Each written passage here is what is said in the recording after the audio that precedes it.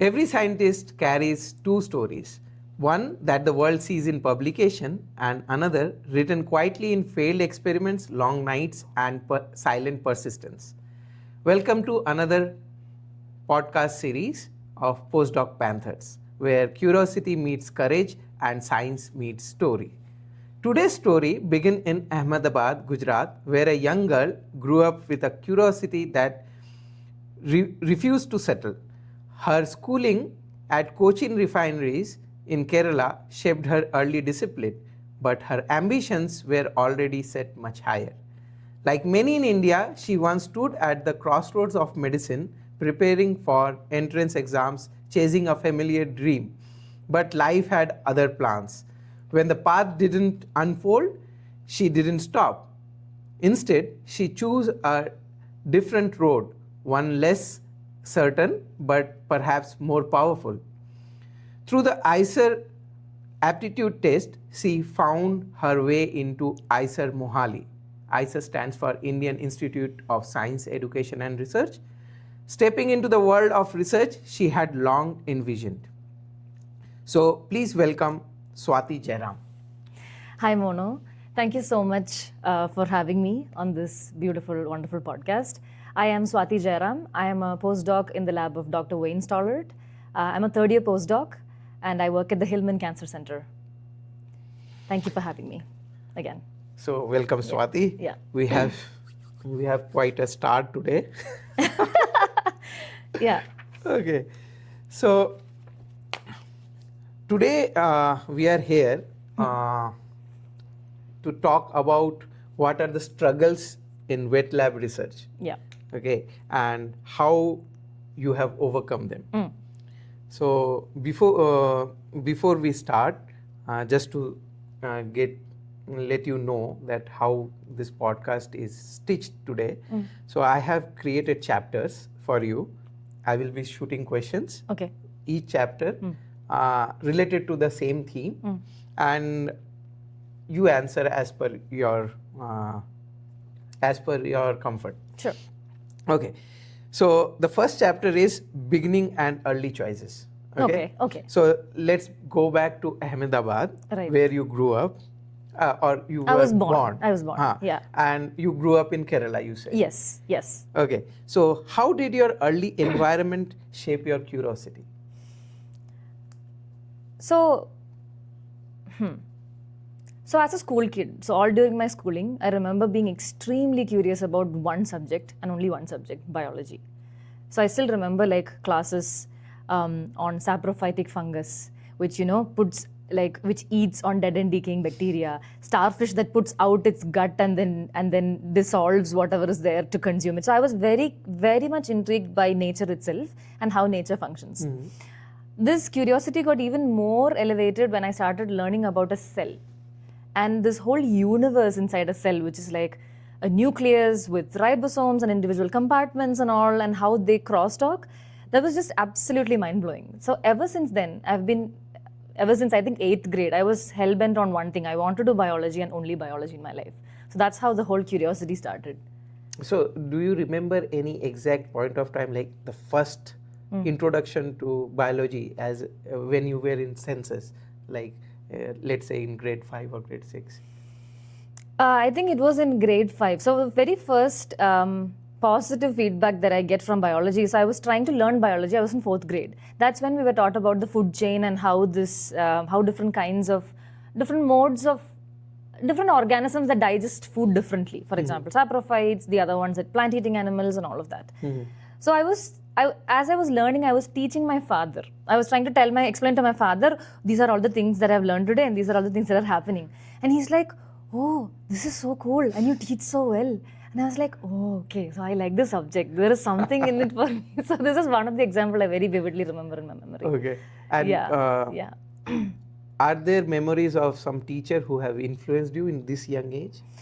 And if you want to take their name. No was a very sudden answer. At that young age, no.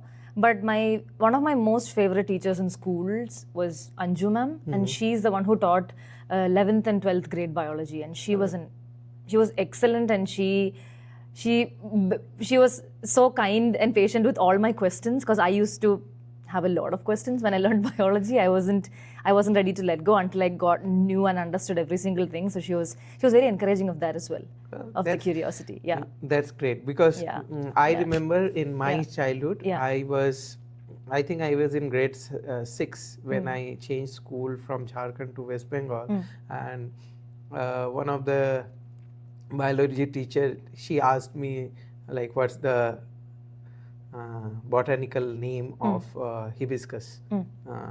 So, and that time I was changing the board, the board gets changed, and I was not taught it back home. Right. My father was in railway, so I was not connected to biology at all. So I couldn't answer. I just said it's called hibiscus. But I did not know the Rosa sinensis part, so I couldn't say that. Correct. So, and another person said the answer from the first bench, and it was a new school for me, and the teacher was like,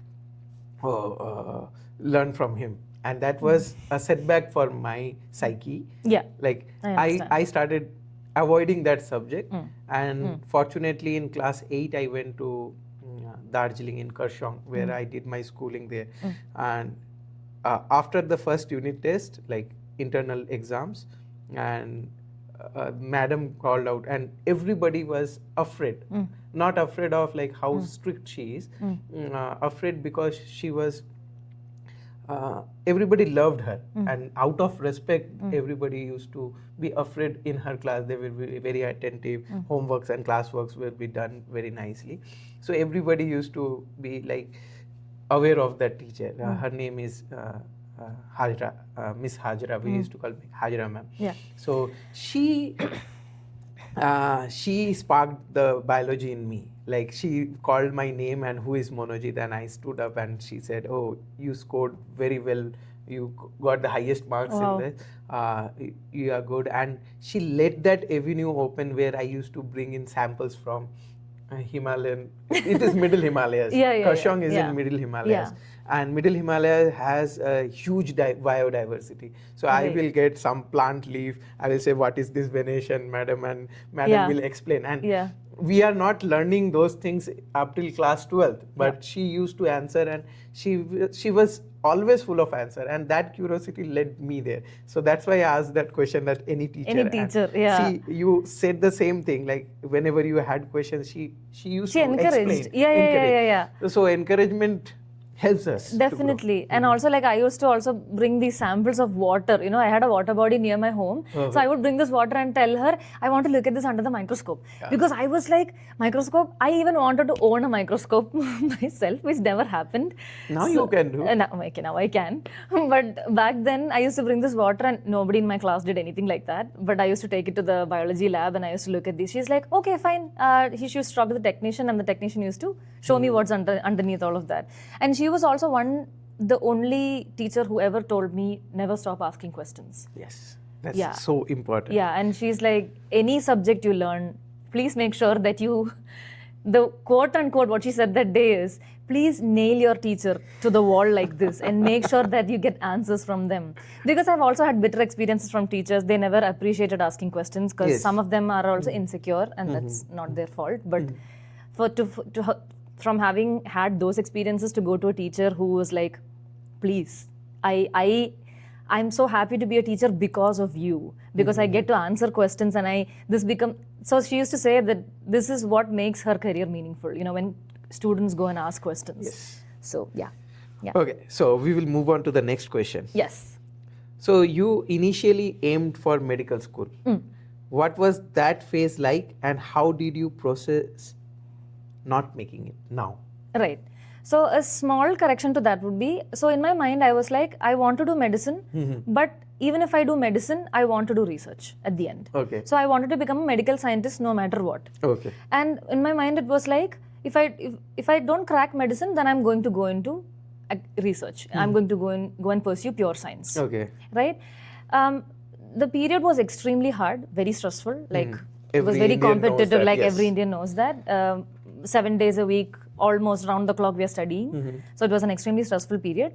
But looking at that failure now, So I used to feel very bad initially 2 years after that also. Like, so when I didn't clear the entrance exams, and then after I joined ICER, I wasn't very happy in the beginning. It was because I had to learn all the subjects when I knew I only wanted to learn biology. I was like, what am I doing here? I don't want to be here. I should have just taken another year and prepared for the entrance exams and then probably cleared that and gone there. But I think once I started doing my PhD and towards the end of my PhD and started doing my postdoc and all of that, I really started enjoying the process of research and science. Even towards the end of ICER, that's when I actually even more enjoyed biology. Like, there was another teacher who shaped that as well. Okay. So we'll come to that. Yes, sure. No, I'm not gonna answer that. But looking back at that failure now, I don't think it was a failure. I think it was just a redirection. Okay. Yeah. So for me, it was similar. Like, I remember my father coming home after the office, would have talked to some colleagues. What do you want to do? It was after my 12th.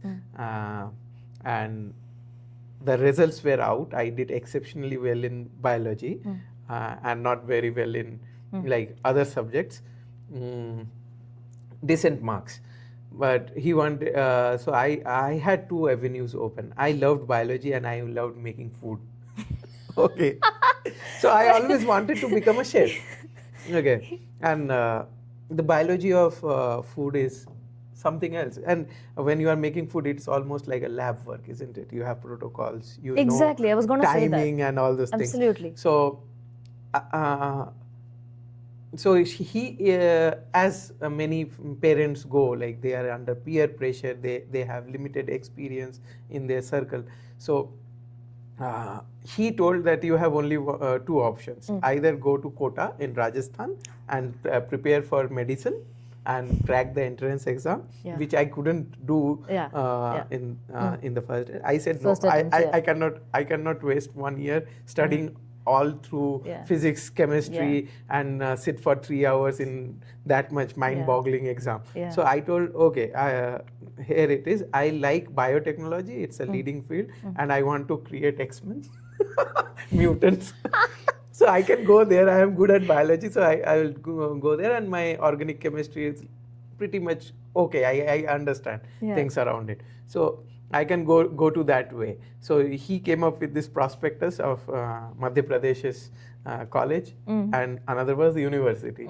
So university people were not wearing some kind of dress, and the photographs were not very good. And the private college photographs were exceptionally good. So I said, okay, I will go to this because I don't want to get rid of this uniform, school uniform. I was in KV, so I don't want to continue in this school uniform. I want to go there. That's how I began my biology journey. Okay, but yes, I never had a very big dream in medicine, but I was curious for like research, especially some product-oriented things or anything which we can do like half the cost, like in Indian scenario. That's what propelled me. So that is what, when you were saying that those things, I was thinking about that. Okay, so how did ICER Mohali happen, and what was it, planned decision or a turning point after your exams, medical exams? So ICER Mohali happened because so after I wrote my entrance exam after clearing 12th, I knew I wouldn't clear it because it was so stressful for me that I wasn't able to study properly. So I knew I wouldn't clear it. So I decided to do another year of entrance coaching, like to spend another year. I joined an entrance coaching center and I started going. This is at Kerala? This is all in Kerala. Everything is happening in Kerala. Trivandrum? No, Ernakulam. So all of this is happening in Ernakulam. So I decided, I started going to the coaching center. And even at the coaching center, the rules were very strict. We could only call our parents one day, 5 minutes. Oh, you were like I was in a hostel. Yeah, oh, even though it was Ernakulam.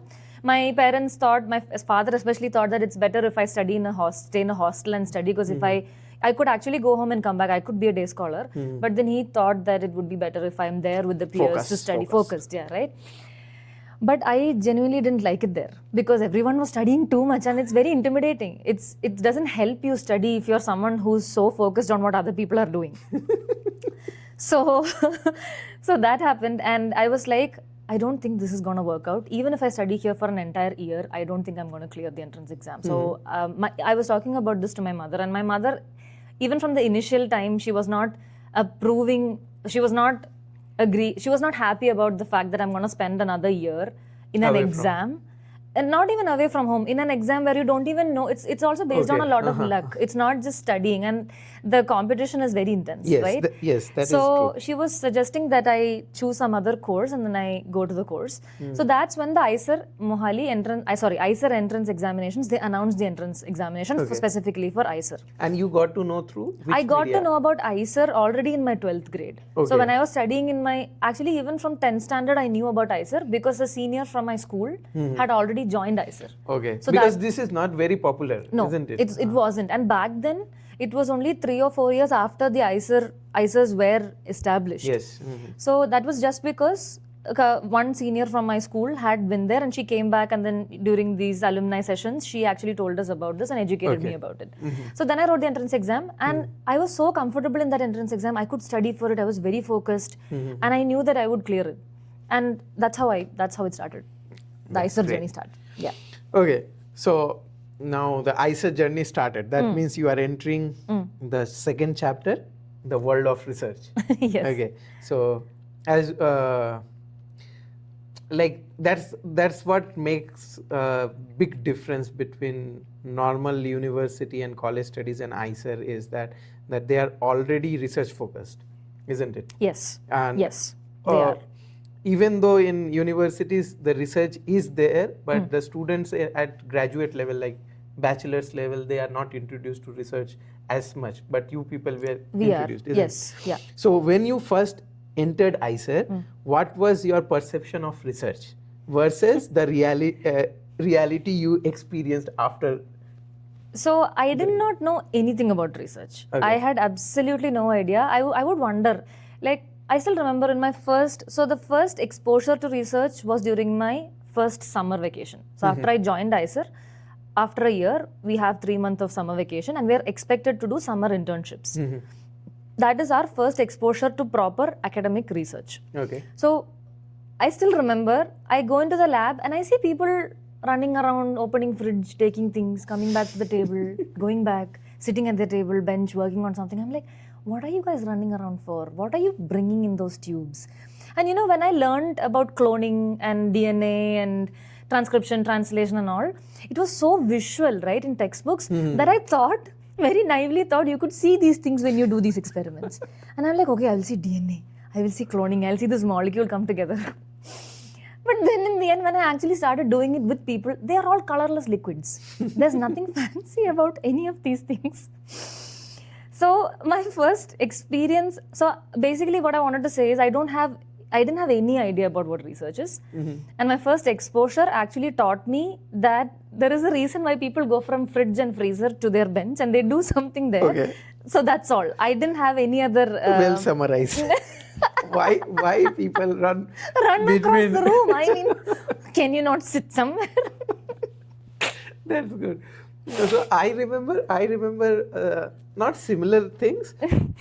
Like I had weird things like I can create this, create that, and still now I think in my head that I can do it.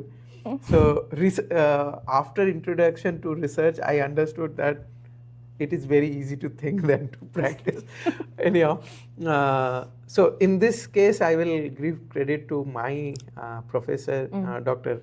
Reena Jain, when I was in bachelor's, when she used to take this RDT, recommend DNA technology chapter, means modules in our college. And I remember I was in bachelor's and I used to go and stand in immunology laboratories of my master's seniors after our class got over. And my madam will say jokingly that I will ask the chairman to take extra money from you because I am teaching you. And I will be asking questions in there also. The seniors won't ask much and I will be asking. And that's how I got introduced to research. Yeah. And slowly, but yes, that's how. Yeah. Okay, so the next thing is, what were your first struggles in lab? techniques, failures, or imposter syndrome, anything? So I think, so in any of these training labs, I've done a lot of summer internships, and in none of them I didn't have much struggles. As in, because I was an undergrad, I was just shadowing Yes, scientists, they and were you not don't giving you- exactly. They would just give me little tasks, and I would just get it done. One of the earliest struggles I ever had was reading papers. I just couldn't make myself sit down and read. Okay. Because somehow it felt like that's not what I want. I wanted to do experiments, right? As a naive, young, I don't know, first year undergrad, all you want to do is do experiments. So that was one of the struggles, and I've had that struggle for a very long time, reading papers. I think the very first experience of a real experimental struggle, or like struggles in a lab, was the fact, so the master's thesis lab that I was in, that was my first proper first-hand research, independent research experience. Yes. So there, the issue was one thing. We all know that in India, work-life balance is not the best. So I was working for very long durations, and I was very burnt out towards Long the end. durations in the sense? 16 hours in a lab. Like you go in the morning at 10. But the thing is, you're not productive all the time. You go for tea breaks, you go for lunch breaks, you go talk to someone else, and then you spend time. But because we lived on campus, we could always, the lab was very accessible. So we would even spend time in the lab till like 2 a.m. and all. So it would be, that was very stressful. And that time, I guess the internet boom was happening in India, and that also many a times students will feel like go in lab and sit in lab. No, actually our hostel had Wi-Fi. Okay. So that was, Wi-Fi didn't work. Oh, a lot that of the is- time. So I am from maybe little bit after the internet boom time. So that was not the issue. But when we went and sat in the lab for air conditioning, because our hostels didn't have air conditioning. There were other perks of going to the lab. Yes, I remember many of my seniors spending time listening to music, and if you think of doing late night research, you cannot do, because they will be like, put a cricket match. Really? Yes, because the Wi-Fi is there, isn't it? I am from a state university. You can understand what happens. In those places. Yeah. Okay. So yeah, struggles were actually getting used to the work, and also understanding. Yeah, that work-life balance part was very hard. Okay. Did you work on Saturdays, Sundays? Yeah. We Like Sundays it was made for washing compulsory, or utensils. it was because of It wasn't. So the people that I worked with, we are always associated with a PhD student. So the PhD students I worked with always worked on the weekends. Okay. Yeah. I understand. And most of that tip Just box peer pressure. filling. Tip box filling, and then I worked in a zebrafish lab. Oh. So we had to clean the tanks of zebrafish. So Sundays we would go and clean Remove the tanks. algae. Yeah. Clean tanks. Scrub it. So Okay. yeah. Okay. Was there a moment you questioned whether you belonged in science during this ICER? Not so much, not at all during ICER. I Okay. never questioned. Maybe never is a wrong word. Like, I think by the time towards the end of my master's thesis, I was so burnt out. I was feeling like I need a break. I probably didn't question my credibility in science, because I really enjoyed what I was studying. Not research based, but all the courses that I took, everything that led me till there, I was really happy and enjoying whatever I was studying. So no, I don't know. At ICER, I don't think I've ever questioned my credibility. Okay. Or my Okay, so next chapter, okay, the reality of wet lab struggles. So once you are done with ICER and you enter your PhD, and you moved out of India, Yes. correct? Yes. So first, we will want to know how you moved out of India. Like what made you to go choose a different country's lab? What was the journey, and how was the journey? Like, what was it a serendipitical experience? Like suddenly you got something and you applied and you went. And how was that journey reaching there? And then I can ask you the questions of the wet lab struggles. So the moment you are at ICER, you are always trained to think, or the general culture of ICER is to train you to go and do a PhD. Okay. And a lot of my seniors, they've all gone abroad. Okay. So the general culture at ICER is if you're pursuing PhD, there's a high chance that you'll find alumni or people abroad and outside. So that was the first exposure to, yes, PhD abroad. Also, from a very young age, I've always wanted to come to the USA. That has been my big dream.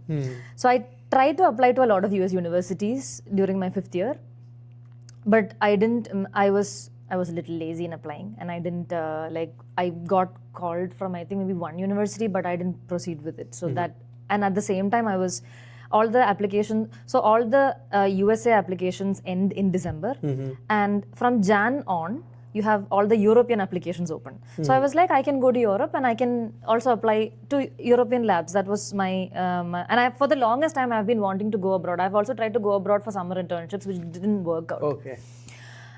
So then, because also seniors from our batch and everyone, they had all applied abroad and all went abroad. So we got CV, how to write a CV, how do we do this and that. We got information and instructions from them and also from our PIs who had done postdocs abroad. So if you have to be a PI at ICER, most of them have either had a PhD or a postdoc experience abroad. That was sort of not mandatory, but that was selected for. Yes. Right. So then I started applying, and it was very intentional. It was not serendipitous at all. Okay. I applied to 22 or 23 different labs in Europe, and I got called only from 2 of them. And then I went for interview to 2 of these places. Okay. Yeah.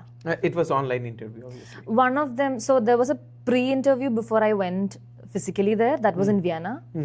That was, first one was online, and then it was in person.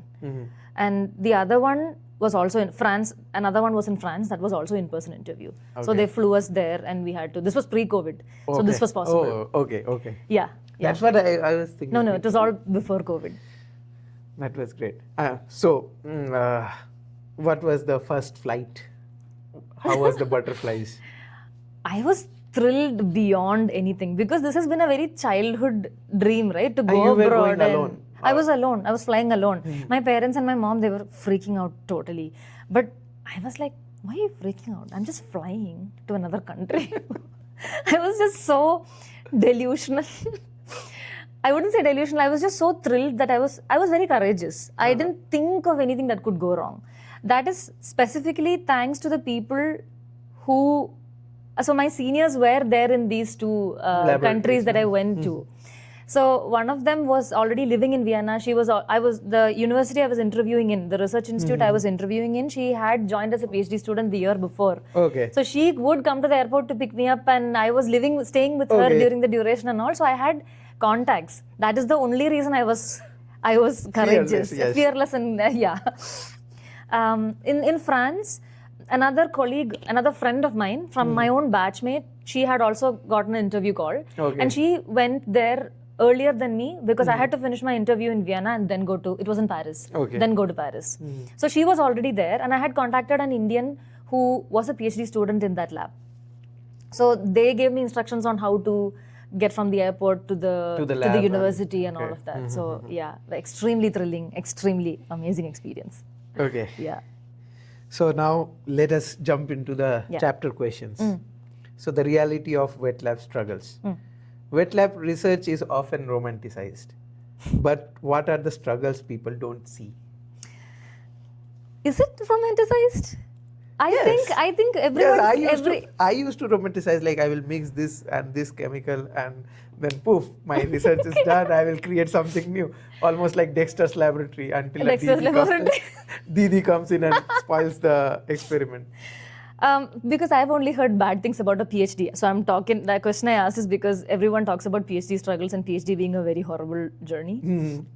So I don't know if wet lab research was romanticized. I don't think I had a romantic picture of it in my mind. Okay. But regardless, sorry, your question was?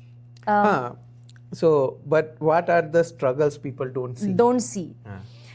I think this is something I learned during my PhD experience, or slightly after my PhD experience, that academic excellence is one thing. And a lot of people pursue PhD because they are academically very excellent. They do so well in their undergrad and masters and all of that. And then they think that, and for example, even I I'm specifically talking about myself.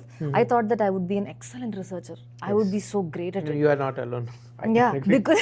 because I'm so curious. I'm asking questions. I'm nailing and putting people on point and like making them nervous by asking questions and all of that. So I thought I was great. But that is not what biological research or wet lab research needs as a skill. It's problem-based thinking. And how do you solve problems? I wasn't solving problems. I was asking questions. That's not the same as solving a problem. Correct. Solving a problem requires a completely different skill set of analytical thinking, and you need to be extremely patient.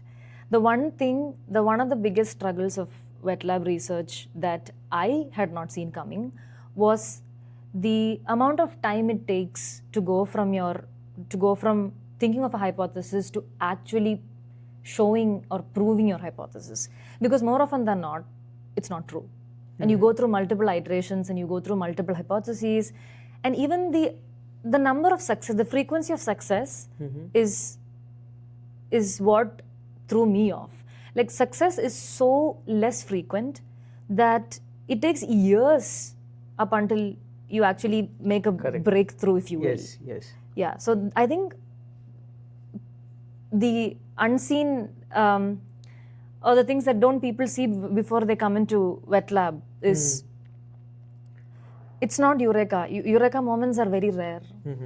No, when we are talking about this problem, would you like to address, like, now as a postdoc and after this much of research journey, what do you think a mentor should, PhD mentor should do so that they don't go through this phase? Like, because this can be shorted. We are graduate people, we are curious, as you said, that we jump into like, I can do it. But when you reach that lab and that time, you don't know how to think actually. I would rather say, it was with me, like I was not knowing. Like, my PhD guide, I remember, told me to do protein estimation. Okay. I was in an animal research lab. Right. I was doing ameliorative study of hypoxia-induced memory loss in rat. Okay, using plant-based drugs. But the first thing he gives me after the project title was do a protein estimation. And I couldn't get why he is giving. Like, it was like that Kung Fu masters, most of the Kung Fu movies will be there, na? Yeah. Like, Kung Fu Panda. You broom the house, sweep the house, paint that. In Karate Kid, the Shifu will tell, okay, paint the wall. But he will not exactly tell why. Okay, and it was like that for me. I am doing from like 1 week, I am just doing protein estimation, and he's saying that you have learned nothing in your masters. And I was a good student, and it killed my self-esteem. I become self-doubtful, those things. So what you will suggest a mentor can help the mentee in this particular phase, awesome. So that they don't go through a long phase of self-doubt? That's a very good question. Thank you for bringing that up. So, as far as a mentor is concerned, a mentor is someone who should be able to cheerlead you even when you fail over and over again, and is someone who should be able to see what you are good at. Not everyone needs to be good at everything in science. And this is something I've learned from my postdoc supervisor, and I admire this man a lot. Same with my current mentor. He is absolutely amazing. And he is someone who, because I used to feel very insecure. After my PhD, when I joined my postdoc, when I came for the interview, I told Wayne directly, Wayne, I feel very underconfident. I don't know if I will be able to take up a project and then, go ahead with it. And then he's like, you've done a PhD. There has to be something in you that brought you so far. The system doesn't select for anyone, and PhD is not for anyone. This is what he told me first. And as and when time progressed, I was also like, it was also a struggle for me in the first year to get acclimatized to the lab and to the techniques and to the science and all of that. And we had this conversation. I went to Wayne and directly had this conversation. I told him, I really don't think I'm competent enough to be in this field. This was I was feeling very incompetent. I felt like this is not for me. I don't belong. This is not a space for me. And then he told me, and this changed my entire perspective of who I am even. He said, I don't think you should be this hard on yourself. I don't think you're not good at it. I just don't think you're that interested in it. These are two different things. You can be good at something if you're interested enough. Correct. So then that brought to my, that showed me that, oh, so it's the interest that I need to work on. Because all through this while, I fully believed I was useless. I had no role in science. I was an utter failure. I was absolutely of no use. That was because of your PhD journey. That was because of my PhD journey. Like until ISAR, I was very confident. And then when I started my PhD journey, my project, there were multiple different factors, which I will not go into right now. Yes. But so many different factors that ultimately left me feeling like I am incompetent. That's the takeaway that I got from my PhD journey until my postdoc supervisor came and flipped that story. And it's only after that and also I have to say huge thanks to also my lab mates who were equally cheerleading and supporting, and they created a space where I could be very vulnerable. I think what I wanted was to actually be the worst version of a scientist that I can be, so that I can become better from that. Correct. No one allows you to be, science is a field where you're scared to be bad. Yes, that is true. We think we are the elite brains. Yeah, and when people around you go on and they have these amazing presentations, beautiful stories. Correct. Like you rightly said in the beginning, all of these stories come from all of these internal insecurities and doubts and fears and battling them. And no one sees that. Correct. The only story you ever see, and this my PhD supervisor also used to say, the kind of stories that you look at on a screen from people, that is the polished version of the best of the best moments of your PhD journey. Correct. That has nothing to do with your actual PhD journey, and this is something a lot of PhD students do as well, I think. So I think from a mentor's perspective, I think in terms of, to your question about what can a mentor do, a mentor can actually help you by telling you what you're good at and give you projects and push you to do tasks that you're actually good at, and also maybe make space for tasks that you want to actually get good at. Yes. That is one thing. And be a cheerleader. Wayne would come to me and tell me, I believe in you. He literally says this. And that means a lot. Words mean a lot when it comes from your boss. And I believe if a person walks you through how things goes on, because they are already in this profession for a long time, we are in a continuous journey, isn't it? Yeah. So we think at the present, but they can, because they are already ahead in that journey, they can trace back their steps. Yeah. They have multiple prototypes, what my professor usually calls Monojit, I have prototypes. I can see a prototype in you from my collections. That's right. So similarly, so they can walk you through those steps, and just imagine 20 years of experience, or let's say 10 years of experience, even 5 years of experience, distilled down to 5 minutes talk, 10 minutes talk. So you are actually walking through 20 years of experience in that 5 minutes, and you get to know. At least you cannot, when you experience something, the learning is different level, but obviously at least 10% of what you hear also helps you. So that's what I think, if a mentor, like adding on to your things, like if the mentor just takes out time and walks them through, because I'm a passionate teacher. Yeah. So if you are teaching a toddler, now I have a toddler, so if you are teaching a toddler, it is not the same way you teach a school student. Correct. Similarly, you don't teach the same way how you teach a graduate student to a PhD You graduate. meet them where they are. Yes. Yeah. So you have to, there is no a single arrow shot like, okay, this is the way. No. Yeah. There are different ways, because even the mentors are different. Absolutely. Mentees are different. Yeah. So you have to do that. But walking through your experience at least gives them the idea, okay, so if my professor said that, okay, this is protein estimation and you are doing, because we are in animal lab, this is the baseline for each and every enzymatic reaction. You have to take that out. He was expecting that in the enzymology class, I would have already studied. Understood. It might happen that I was weak in that subject, or I would have skipped those particular sessions in the lab during my graduations. But he was thinking, okay, he has cleared the entrance. He is a good student, and if I tell him to do protein estimation and he shows me a correct standard graph, he can connect the dots from like that Karate Kid thing. While painting, you know how to block the attack. So, while doing a proper standard curve in protein estimation, you can do all the enzymatic assay. No, if he would have just walked down for 5 minutes, my brain would have taken it. Okay, I am not the way he was prototyping me that time. So it's also about the match, and not every PI and every mentor-mentee relationship doesn't work out, and that's okay too, as long as we realize and then we move on to someone else, or we find ways to cope with that. Like, one small thing I wanted to add to that question is the problem that I said with wet lab research, which is frequency of success. I don't think that there is anything anyone can do about that. That's just the nature of how wet lab biology is. But your colleagues and people around you can make that journey so much easier for you by just supporting you and cheerleading you and giving you suggestions. And another thing that I talk to my PI with is, how do we cope up with these failures in academic research, right? So he always says for him, he has another hobby.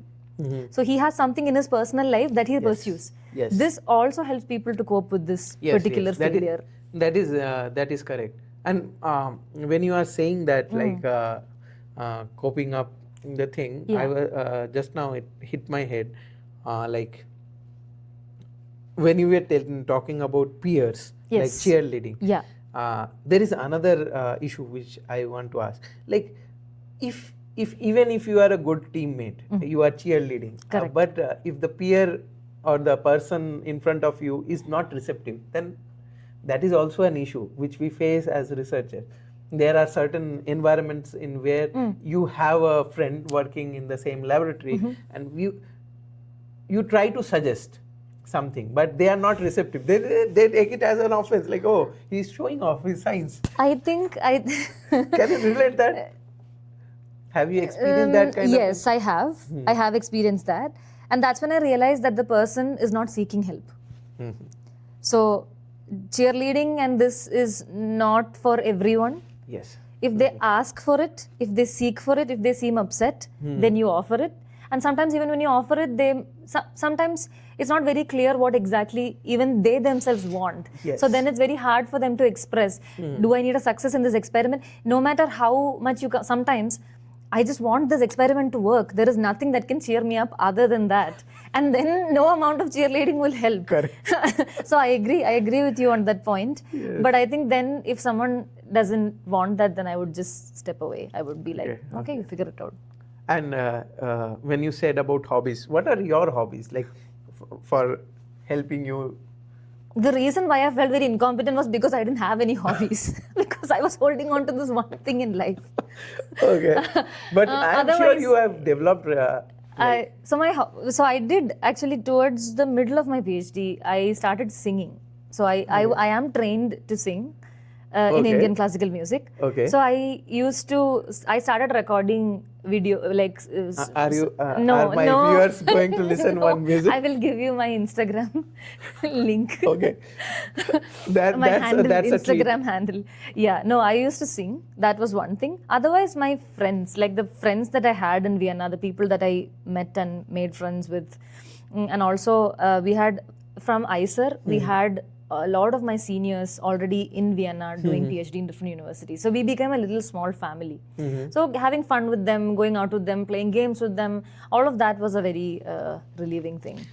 So was there a moment you questioned whether you belonged in science during this PhD session?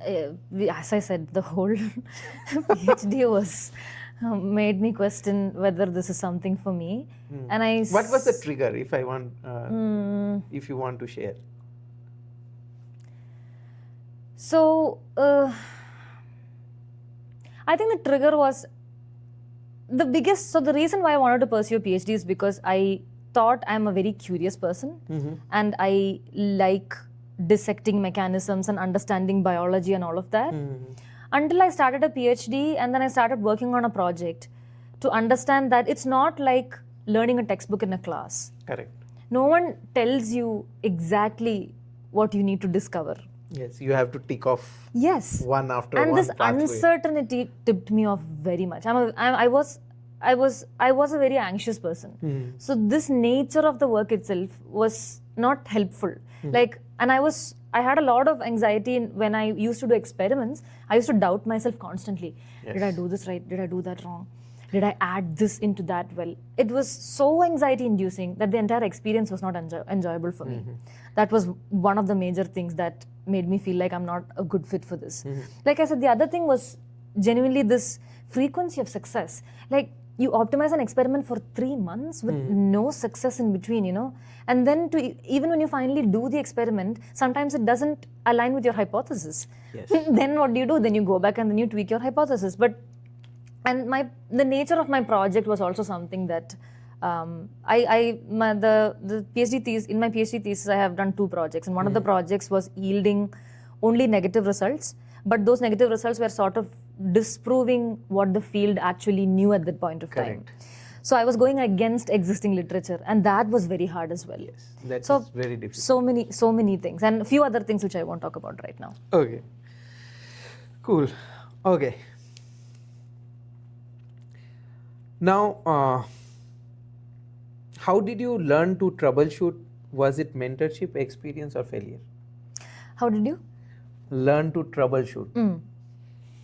Was it mentorship, okay, experience, or failure? During the PhD time? I tell this to myself that I am not a good troubleshooter. I don't like troubleshooting at all because I don't like the process of going through. So I think if you ask me if I think troubleshooting I learned through mentorship. It was not from failure. Okay. Yeah. And how do you deal uncertainty when experiments don't give clear answer? What you were? I have to be very honest. During my PhD journey, I didn't have this clear experience of testing a hypothesis and then failing at it and then testing something new and all of that. What did happen was techniques failed, so we switched to different techniques, and that was from the guidance of my mentor and colleagues and all. In this lab, after I came here, a lot of hypotheses have been tested and failed. So what we then do is we think about, okay, so what else do we know in the field? So we go back and look at literature and we have a discussion with my PI, and so me and a graduate student in the lab, we are collaborating on a project right now. So we also then have discussions. So what else can we think about? And then Wayne also pitches in and says, I read this there, maybe this is what happens. And just general knowledge from the field and like literature search is what we then. So I just wanted to add in this, like through my postdoctoral journey, like 2.5 years now, and this is my second lab. First lab did not work for me, and I joined a new lab, and the current mentor, I liked one of his approach, which I learned from him technically. So he does his homework very well. Homework in the sense, not all hypothesis works. So what he does, he has fail safes for each step. He breaks down the entire hypothesis in small parts. He breaks down that into smaller parts. And he has fail safes for each part. Okay. And I guess he gets that from his mechanical engineering background. I see. He is a mechanical engineer. He's working in biological field. But I love that approach because that is how companies and other tech companies work. So as in if something doesn't work, then he has a backup plan. That's what you're saying. Small experiment to test. And he always says me, Manojit, do the last experiment first. So that is his way. So he has an last experiment. If it works, then other small steps should work. Even if they don't work, they will raise questions, or they will add to solutions to pre-existing question, or certain data will be generated which will help in the final answer. So he breaks that up, and it's a very good technique. So that is what I wanted to add. Like you can think on those things. When we were telling, I was also thinking that in my PhD I was struggling with same aspects what you were saying. But this thing I learned in current postdoc experience, and he has done this several times. Right. And yes, there are certain experiments which we do fail. Like recently, he gave me a project and I failed to get anything, and Right. at the end it was some delivery system, and the quantity yield after the synthesis of those particles were not enough, that was not feasible in whatever purpose we were utilizing it, Right. application point of view. So he scrapped it. But thankfully we did not waited on that, and we did not do all those big experiments. He simply asked 2-3 questions. He went in the paper, did the maths, and he said, this is waste, it's scrap.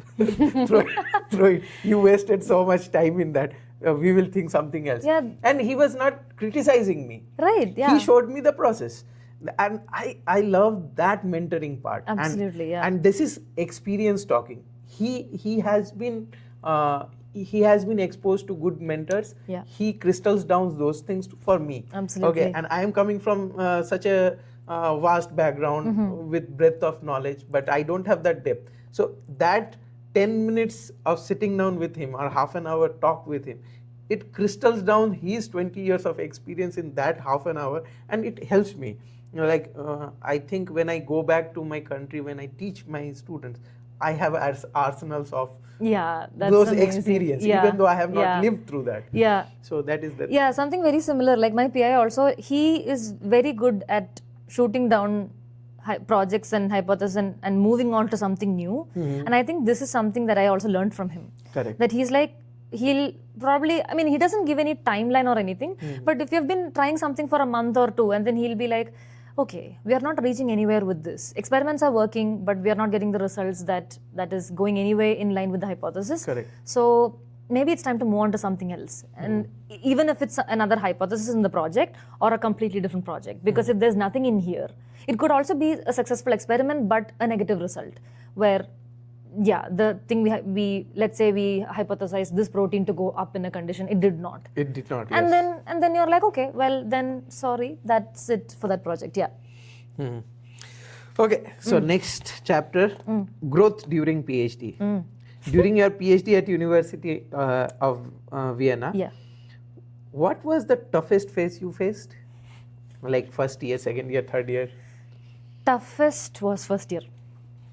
Definitely first year. Why? Because If you can break down yes. like point wise.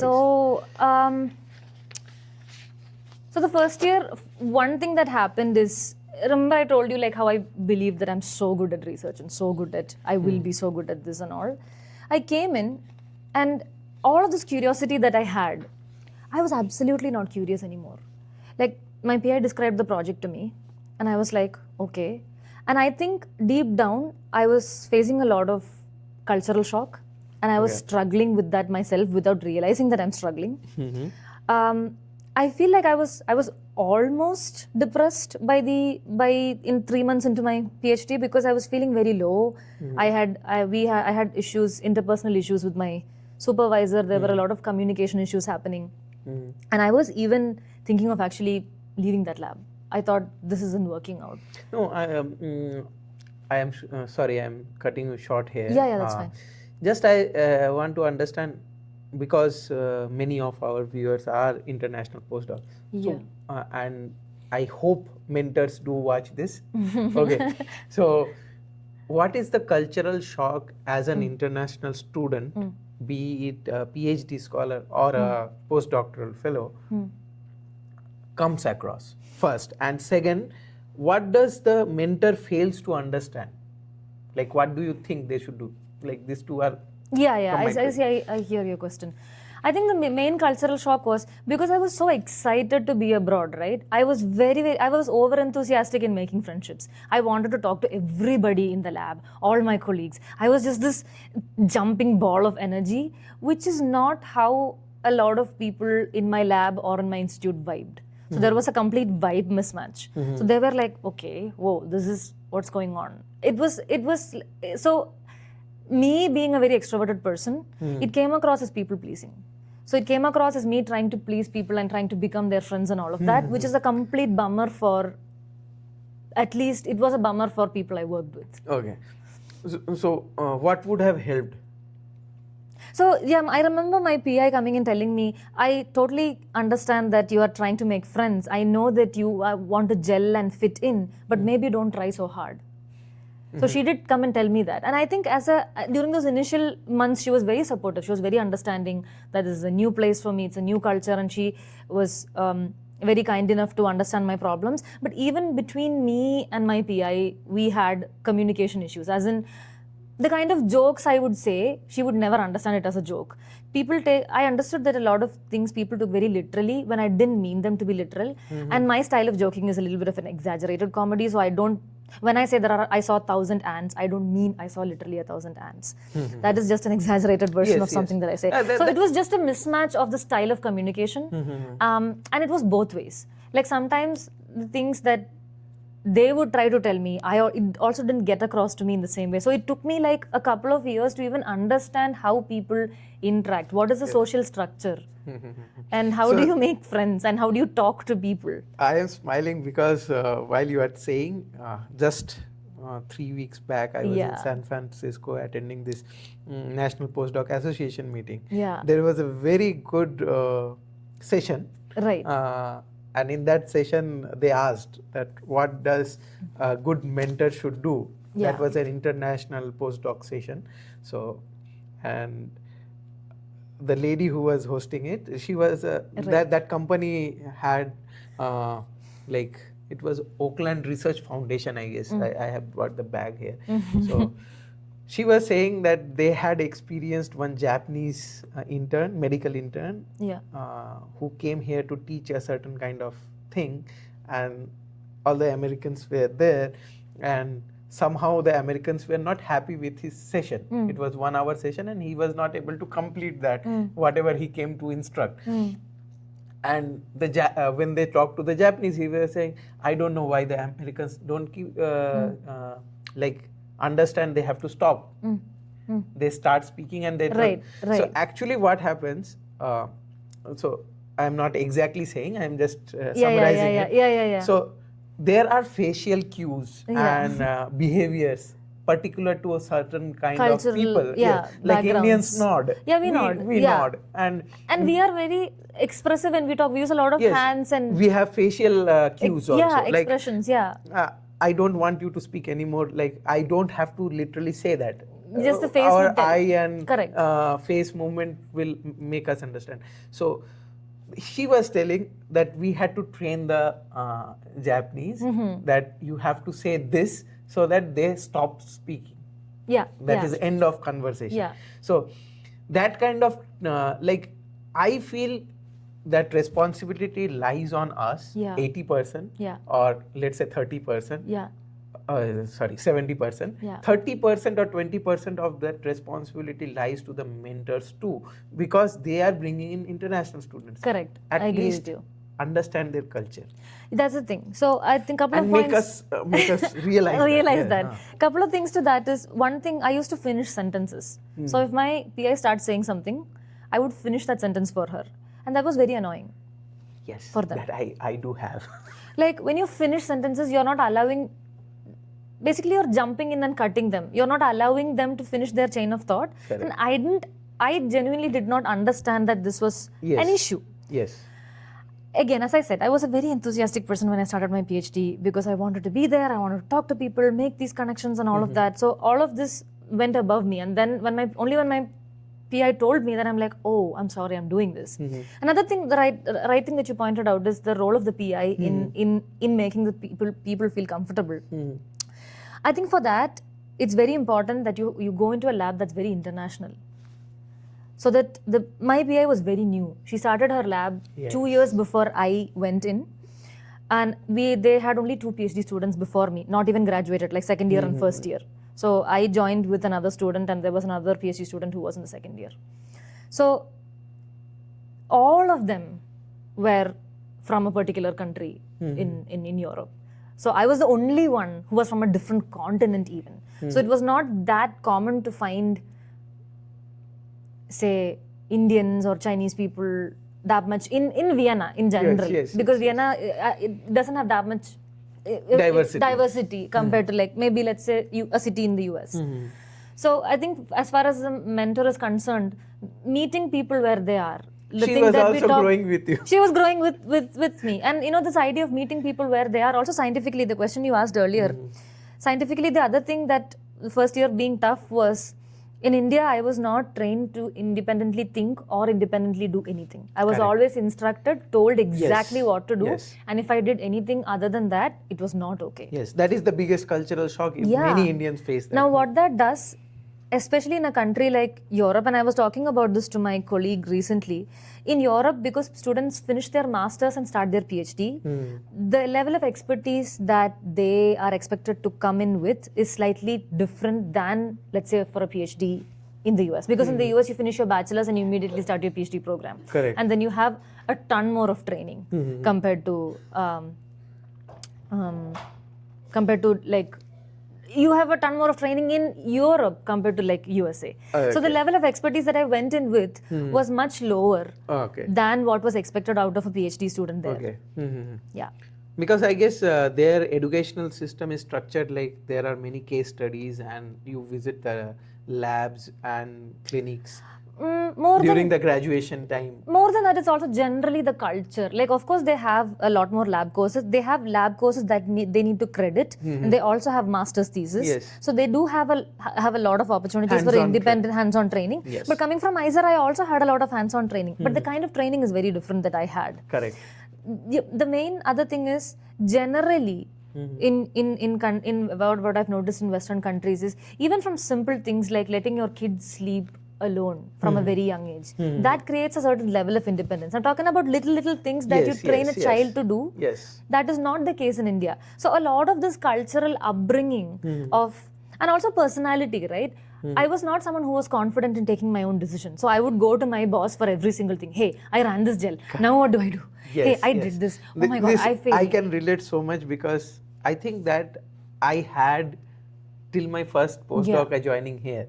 And I guess that that landed me on a bad spot. Okay. And there are multiple things which I should have communicated to my PI more clearly. Right. Rather than going through a hierarchy which I was trained in India. Like you go through the seniors. That's the other thing. Absolutely. Thanks, Mano. That's a very good point. The hierarchy itself is very different. Indians work in hierarchy. Absolutely. And we are not trained to take decisions. I am not talking like entire India. India is highly diverse and there are very good lab and very good mentors. Definitely. But small laboratories, for every single step I need to ask questions. Like right now my lab manager gets annoyed like, oh, you want this thing, just order. I said, oh, okay, I just wanted to ask. No need of asking, just order. No, that so it took time for me to, it is okay to write the order without asking your lab manager. Yes. And another thing, it did not hit me like, okay, whatever I am writing in that list, at the end lab manager will be doing that. And if she finds any problem, she will question me. Yeah. Okay, come and tell me, okay, Monojit, we have this, why do you need? And but because we were trained like that and we were afraid. Approval, right? We always seek the approval for everything. And this is also another thing that made it difficult. Yeah, okay, that was nice. Yeah. Oh, just what to say? A fun fact. So Swathi means a nakshatra in India. A star. It's a constellation and we do calculation of our calendar according to this nakshatra. So this is just a quick yes or no question. Sure. So Swathi, a nakshatra associated with wandering winds and independence. Okay. And here you are, someone whose journey has literally moved across geographies, ideas and disciplines. Yeah. So do you feel that connection? Because you before we spoke, like when I was inviting you for the podcast, you said that you have interest in metaphysical things and other Correct. things. So do you feel that the name given by your parents or grandparents is associated with your journey today? No. Okay, think about it. And you people, please read about nakshatras. You will be amazed that in ancient India, they started calculating the position of sun, moon and even distances using the star positions. and it was quite old. It moved through the Middle East and then to Europe, and now everybody knows about other calculations. Yeah. Okay. So while I was going through your CV, it just I see. No, that's my a head. cool question. Okay, so next chapter. Right. Okay, current research and new challenges. Yes. Now working on pancreatic cancer, how different are the challenges compared to your PhD?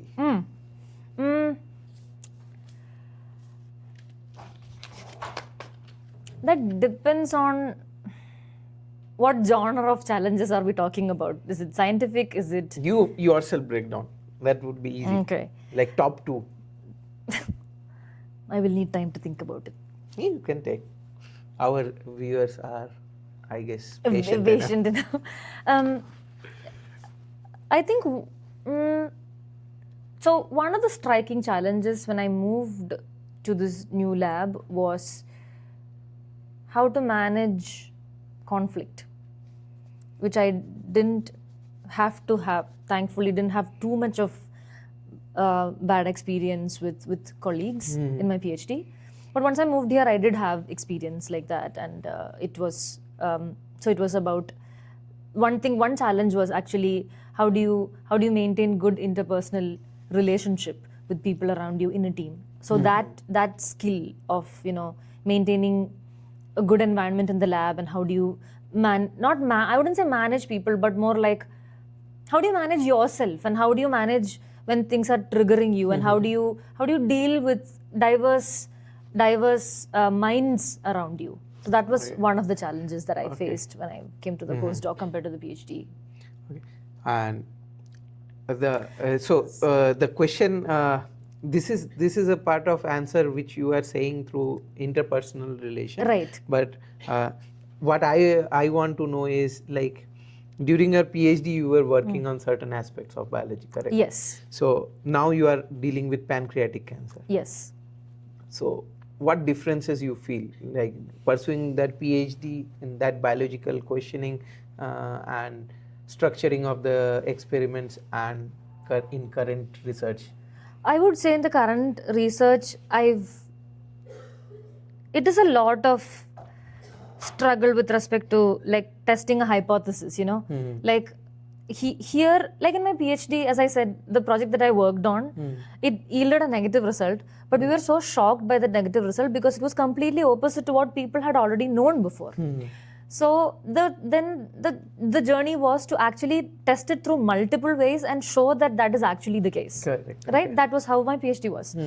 While here, I am getting an opportunity to test a hypothesis and then get a positive result out of it and then build from that on. Okay. So, let's say I have a result and then now what do we do with that? Now what do we think? So that thinking process, I'm really enjoying the way that thinking process works. Okay. And how experiments lead to that. So these are two different, that's because the questions that I'm asking were completely different. Completely different. Yeah. Okay. Yeah. Okay. So next is coping, grounding, and identity beyond lab. Okay. So you enjoy art and deep conversations. Yes. You already told me before. So did this help you process scientific struggles? One. And second question is, how do you separate your identity from your experiments? So to the first question, deep conversations, as in, this is something I alluded to before, the idea of being vulnerable with your colleagues. Okay. That actually helped me a lot in my postdoc. Can you give an example to it? Sure. So I think one of the turning points of doing research, turning points that came that actually improved my experimental skills and all, was conversation with one of the colleagues in my lab. She was really good at experiments and data analysis, and she was like a pro. Right?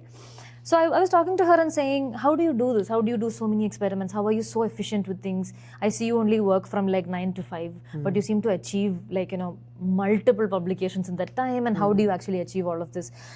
And the thing that she told me is, one thing, she doesn't compare herself to anyone else.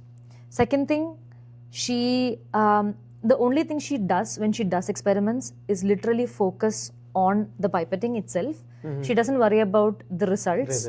She doesn't worry about if she will make a mistake. She will just do it. Being so present is that's just so important. And even before this, she told me that before she does any experiment, she plans the entire thing from point A till the very end, including what analysis you need to do, what should the plot look like.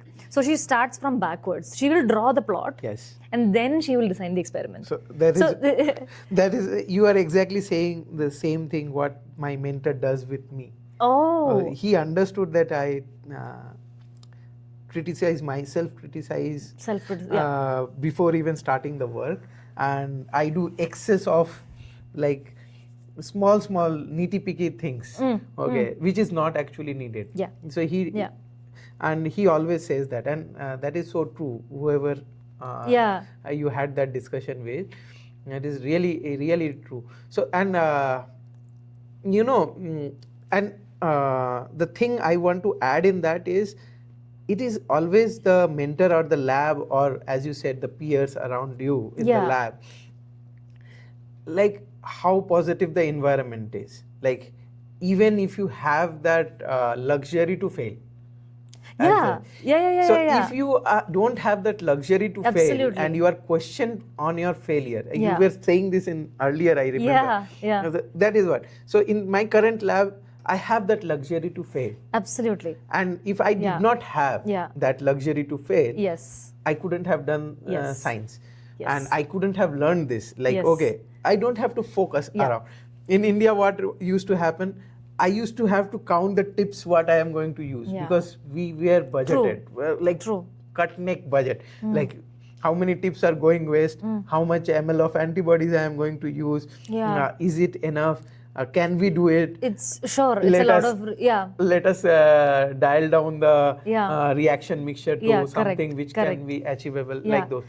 So it was a pressure, and we didn't have the luxury of failure.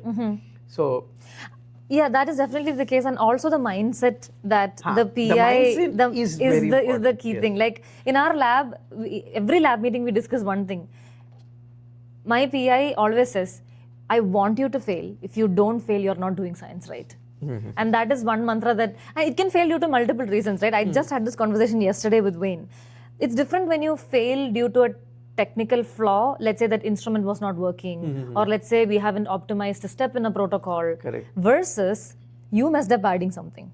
That feels a lot more, that has a lot more accountability on yourself. And these two failures are different. But Wayne is like, it's fine. Not everyone needs to be good at everything, and if you make a mistake, you will realize that, and you will not make that again, and you will move forward. Correct. And so people in this environment, I guess, they start owning up things. Absolutely, because there are no negative consequences like in other places. Okay. So I guess the next chapter, lessons and advices, I don't need to ask any question because we have already discussed all that. Okay, now we will close this conversation. I don't want to, but neither do I. This is going so well. So if your journey had a title, what it would be? You should have said this to me before. Otherwise, I'm taking time to.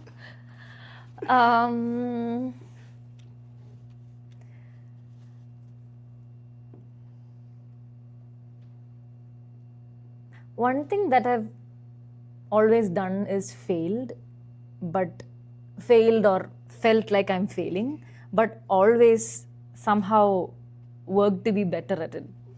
So if you, I don't know, rising from the ashes. Oh, phoenix. Like a phoenix is the kind of thing that I want to. That's the first thing that came to my mind. Okay. Visitors after, viewers. Not visitors, sorry. Viewers, after going through this podcast, comment this line on behalf of Swathi. Okay. And the final question. In one sentence, why is the hardship of the journey worth the pursuit of your great academic dream? Say that one more time. Why is the hardship of the journey worth the pursuit of your great academic dream? Why is the hardship of my journey worth? worth the worth the pursuit.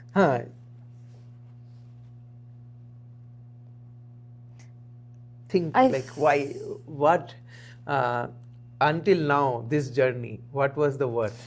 Okay, Like my one worth thing I'll is tell you, I gained so many friends, experienced so many things, and right now when I read science, when I see living organisms, I can place myself on top and see. Like before, I was almost like a binary, zeros and ones. But now I know that there is a spectrum in between, like 0.1, 0.11, 0. Like so on. It is infinite.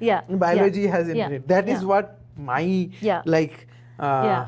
pursuit of this academic career has led me. Like now I can see things in a different perspective. Like my vision has grown. Yeah, I think similar to that.